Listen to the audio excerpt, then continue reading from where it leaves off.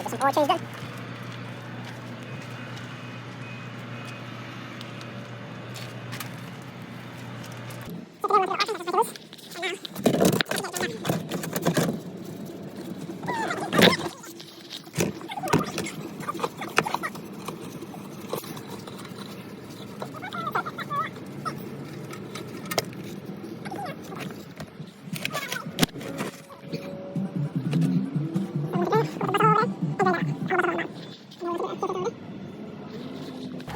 Okay, so now we're going to drain the filter out, and then we're going to take that one out as well and let it go down.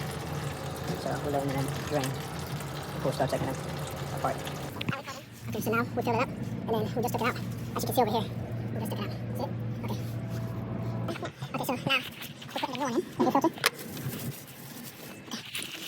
So now we put the new one in. We took the old one out.